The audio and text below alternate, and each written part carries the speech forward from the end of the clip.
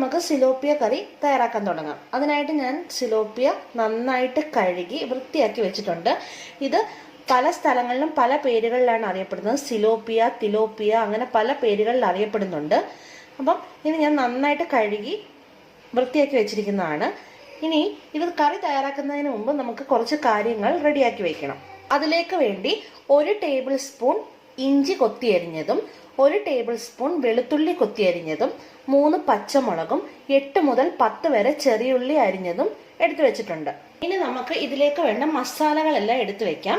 നിങ്ങൾക്ക് കറി തയ്യാറാക്കുമ്പോൾ അതിലേക്ക് ചേർത്ത് കൊടുത്താലും മതി. അപ്പം പെട്ടെന്ന് പൊടി കരിഞ്ഞു പോകാനൊക്കെയുള്ള സാധ്യത ഉള്ളതുകൊണ്ട് ആദ്യം നമുക്കിതെല്ലാം എടുത്തു വെച്ചിട്ട് വേണം കുക്ക് ചെയ്യാനായിട്ട്. അപ്പം ഞാൻ ഇതിലേക്ക് 1.5 ടേബിൾ സ്പൂൺ അളവിൽ മുളക് പൊടി ചേർത്ത് കൊടുക്കുവാണ്.